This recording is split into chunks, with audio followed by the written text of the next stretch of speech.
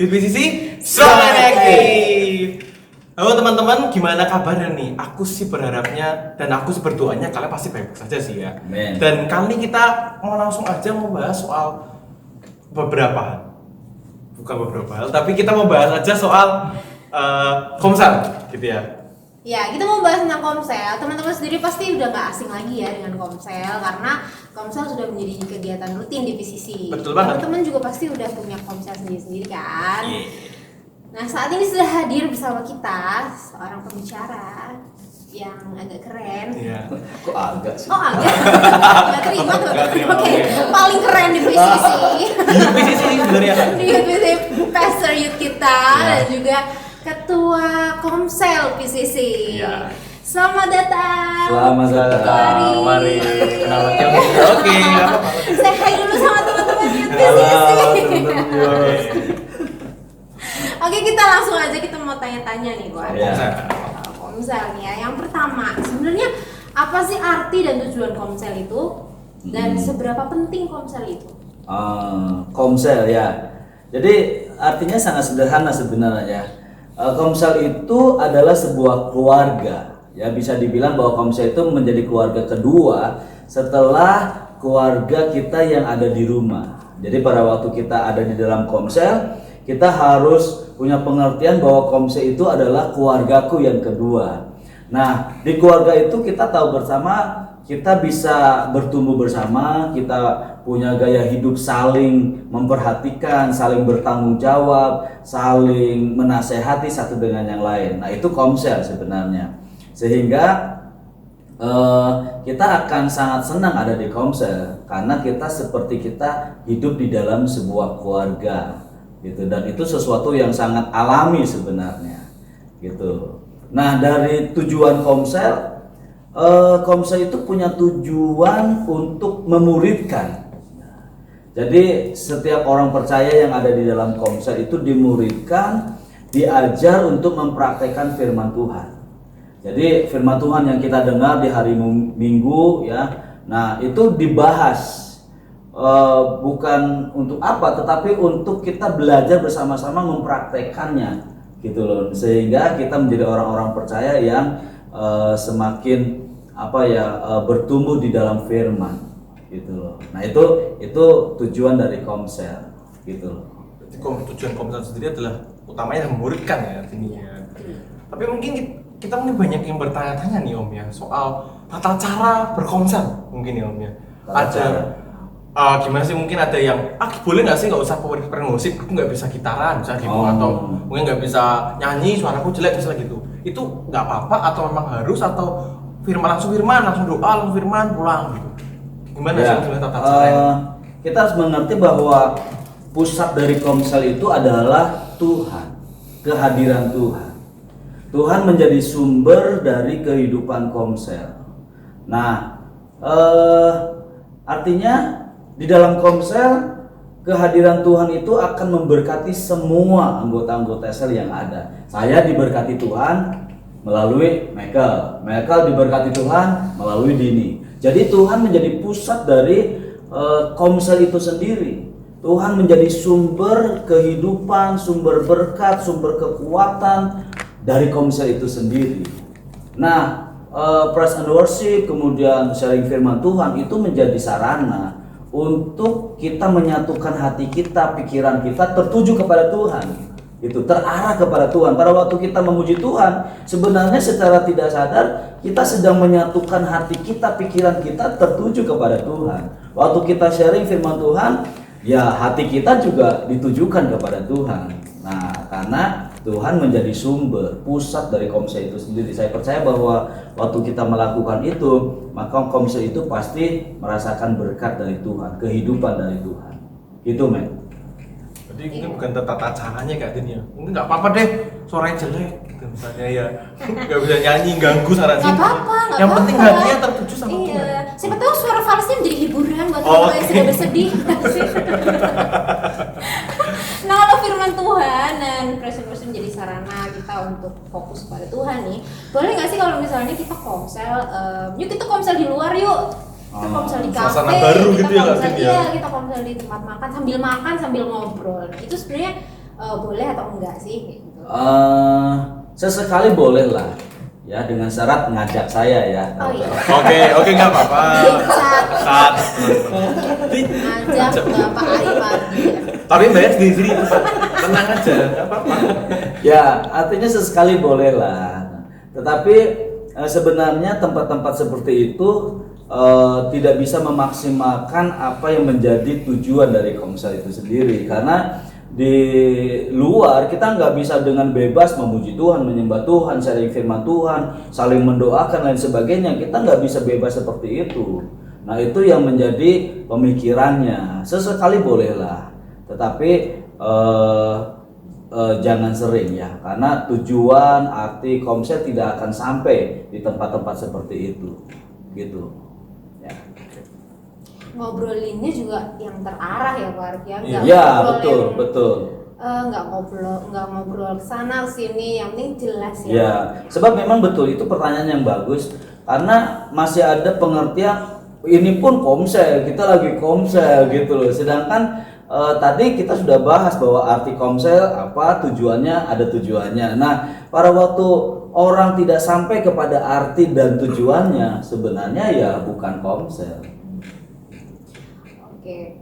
Kalau misalnya kita lagi komsel nih, pasti dalam komsel itu kan kita akan bertemu macam-macam orang ya, banyak tipe orang pasti akan kita temuin. Nah, kalau gimana yang harus kita lakukan? Apa yang harus kita lakukan untuk menyamakan pikiran kita, untuk menyamakan langkah kita, untuk mencapai tujuan yang sama? Pertama memang kita nggak bisa menghindari ya di komsel itu kita akan ketemu dengan temperamen yang berbeda, gaya kepribadian, tipe orang yang berbeda. Itu menurut saya tidak bisa dihindari dan itu pasti terjadi. Tapi itu sesuatu yang sangat bagus ya. Kenapa? Karena kita belajar untuk bisa menerima orang lain, memahami orang lain. Bahkan mungkin menurut kita, aduh kok ada Dini ya, jengkelin ya. Kalau bisa sih jangan ada di sini lah, nggak usah gitu. Lagi besok gitu loh. Dulu ya. Nah, justru orang-orang seperti itu bisa saja dipakai oleh Tuhan untuk menajamkan karakter kita, untuk membuat kita mempraktekkan firman Tuhan soal mengasihi, penerimaan, keterbukaan dan sebagainya. Nah, makanya firman Tuhan di Amsal pasal 27 ayat 17 dikatakan bahwa besi menajamkan besi, sesama menajamkan sesamanya. Nah, di komsel pasti terjadi saling menajamkan. Nah, kita harus responi dengan benar. Itu bukan sesuatu yang perlu kita hindari. Kita hadapi dengan respon yang benar, justru itu akan membuat kita semakin dewasa dalam Tuhan. Dan mungkin kita nggak sadari bahwa ada sebuah karakter yang semakin diperhalus untuk kita semakin serupa dengan Tuhan. Kesabaran kita semakin teruji, pengampunan kita, keterbukaan kita, penerimaan kita kepada orang lain itu akan semakin bertumbuh. Gitu loh. Gitu menurut saya, Din. Mungkin yang paling penting tadi, ini yang perlu aku garis bawahi adalah salingnya gitu ya. Berarti di komsel itu saling, bukan harus gitu kan. Di komsel itu saling mengerti, saling mengasihi, bukan harus gitu kan. Berbeda nggak apa-apa. Saling mengalah ya. Berbeda tuh nggak apa-apa gitu kan. Ya, kita nggak bisa memaksakan orang sama. Nah, untuk tadi pertanyaannya yang kedua tuh apa? Bagaimana menyamakan? Nah, memang yaitu memang itu nggak mudah untuk bisa menyatukan hati, pikiran, satu tujuan. Itu memang nggak mudah. Nah, kita harus sadari itu. Makanya pada waktu kita menyadari itu, kita akan berusaha dengan semaksimal mungkin. Nah, apa yang harus dilakukan? Pertama, arti tujuan komsel harus jelas di situ. Kemudian ada nilai-nilai yang ditanamkan, kesepakatan nilai-nilai yang dibangun bersama. Soal apa? Soal misalkan soal penerimaan, pengampunan, ya, keterbukaan. Nah itu yang harus terus dibangun bersama-sama, sehingga saya percaya satu waktu pikiran akan disatukan, ya, tujuan akan disatukan. Nah, itu juga memang diperlukan komunikasi yang sehat. Pada waktu komunikasi yang sehat itu dibangun, maka kesatuan hati, pikiran, perasaan juga akan kebangun dengan baik. Saya pikir itu, Din. Ya, perlu komunikasi yang sehat yang terus dibangun. Gitu. Oke, untuk tahu dan berarti seperti yang Kak Jenny bilang tadi ya, kita menemui banyak banget tipe-tipe orang kayak gimana ya.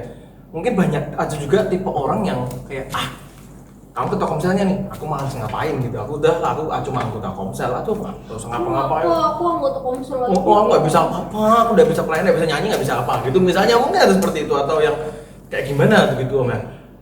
Sebenarnya tuh siapa sih yang berperan penting gitu loh untuk membangun komsel itu sendiri? Apakah cuma kayak mungkin PKS-nya, wakil PKS-nya atau siapa sih sebenarnya gitu? Ya, di Komsel kita tahu bersama ada PKS ya, pemimpin kelompok sel. Tentu PKS ini punya peranan yang sangat penting untuk kemajuan Komsel. Nah, PKS punya tanggung jawab, punya hati untuk memajukan Komsel, keluarganya gitu, bertumbuh menjadi dewasa, anggota-anggota Komsel yang ada di dalamnya. PKS punya peranan yang sangat penting untuk itu.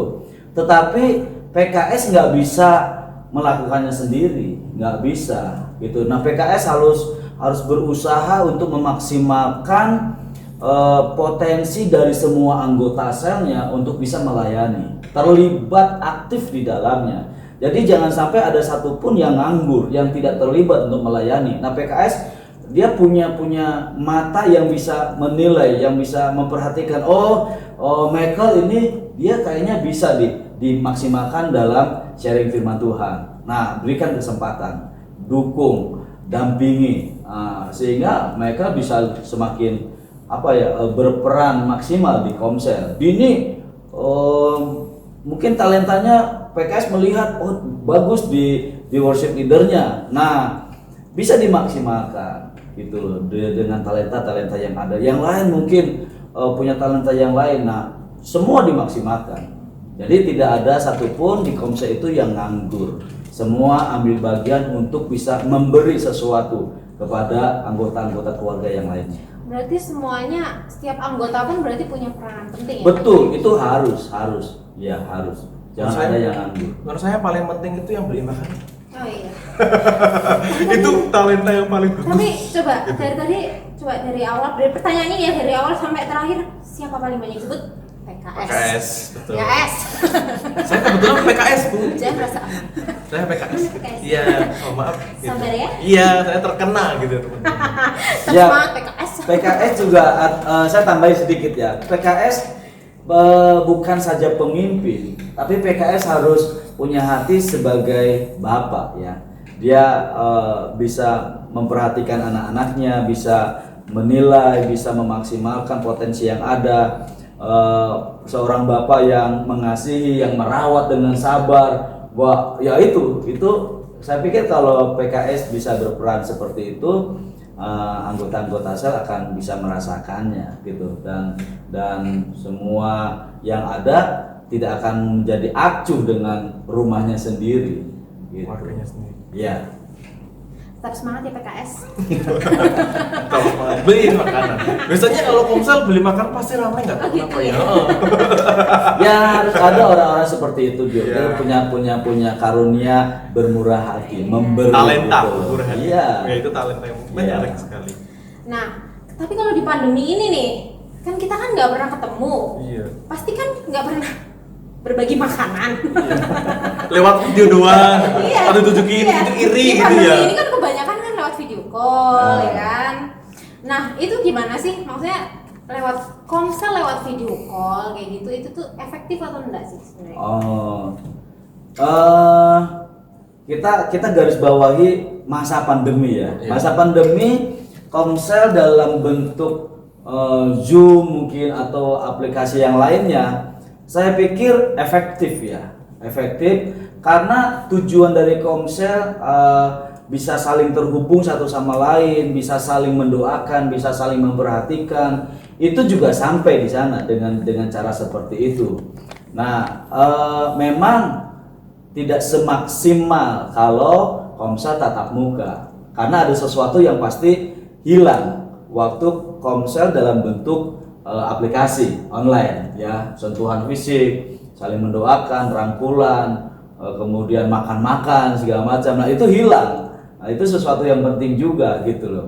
Tetapi kalau dibilang efektif dalam masa pandemi ini ya, setidaknya orang merasa diperhatikan. Oh, masih ada orang-orang yang memperhatikan saya, satu sama lain saling memperhatikan. Dan memang seharusnya begitu. Komsel setidaknya minimal di masa pandemi ini bisa menyapa lewat WhatsApp atau telepon lah, menanyakan bagaimana kabarnya, apa yang bisa kami bantu. Nah, itu sesuatu yang sangat penting. Saya kok nggak ada yang nelfon ya? Mungkin juga chatnya juga yang baik-baik kan ya. Sehat, tidak kena corona, masa gitu kan tiba-tiba kan kalau ngechat kan gitu kan nggak juga. Sopan. Iya, kan mendoakan gitu loh. Oke deh, kita mungkin sudah mulai ngerti ya ini ya, mulai oke deh kita mulai bisa, apalagi saya PKS ya mungkin bisa memperbaiki. Oh gini sih, Komsel harus gini, harus gini, harus gini. Mungkin teman-teman juga mulai terberkati dengan jawaban-jawaban dari Om Arif sendiri itu ya ini ya. Ya, betul. Oke deh kalau gitu mungkin sebagai penutup kita bisa doa aja mungkin. Ya, oke.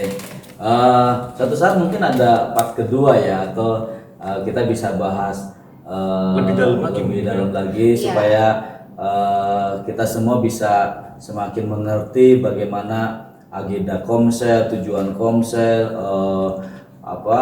sesuatu yang harus ada di dalam Komsel ya. Mungkin nanti ada contoh-contoh yang lain yang bisa kita tampilkan bersama-sama. Tetap bersemangat di dalam Komsel karena tambahan sedikit. Iya nggak apa-apa. Nggak apa-apa. Sedikitnya sedikit sekali. Nggak apa-apa. Ya, artinya sebagaimana kita hidup dalam sebuah keluarga di rumah, ya kita bisa bisa merasakan kasih sayang, bisa merasakan perhatian, bisa bertumbuh secara maksimal. Nah, begitupun di dalam Komsel sebagai rumah rohani. Kita sebagai orang percaya, pada waktu ada di Komsel, saya percaya bahwa kemaksimalan hidup itu akan terjadi pada kita pada waktu kita ada di dalam Komsel sebagai rumah rohani kita. Gitu, karena di sana ada banyak hal yang sangat baik untuk pertumbuhan rohani kita. Ya, jadi teman-teman tetap bersemangat di dalam Komsel, yaitu menjadi keluarga rohani kita untuk kita bisa semakin bertumbuh kuat dewasa di dalam Tuhan. Ya, kita akan berdoa. Kami bersyukur Tuhan buat pertemuan kami sore hari ini. Setiap kami merasa bersyukur diberkati Tuhan karena kehadiran Tuhan di tengah-tengah kami. Kami percaya di masa pandemi ini pun kami boleh merasakan pemeliharaan Tuhan, perlindungan Tuhan, sehingga kami ada dengan sehat. Kami merasakan berkat Tuhan, kebaikan Tuhan. Terima kasih Tuhan. Pertemukan kami di lain kesempatan untuk kami bisa saling meneguhkan, saling menasehati, supaya kami tetap kuat di dalam Tuhan. Di dalam nama Tuhan Yesus Kristus kami berdoa mengucap syukur. Amin. Amin. Ya itu teman-teman. Jadi kalau kita akan ngadain part 2-nya, kalau mau pertanyaannya mungkin merasa kurang dari kita berdua, kalian bisa tulis saja pertanyaan kalian di kolom komen gitu teman-teman. Nanti di part 2-nya kita bacain ke pertanyaan tersebut ya gitu ya. Bisa kita bahas lebih lanjut. Nah, untuk kalian supaya bisa tetap ikuti kita, makanya subscribe dan like video kita supaya besok kalau ada part 2-nya kalian bisa langsung tahu. Oke? Ya. Sampai ketemu minggu depan dan di video-video selanjutnya. Yud PCC. Strong and active.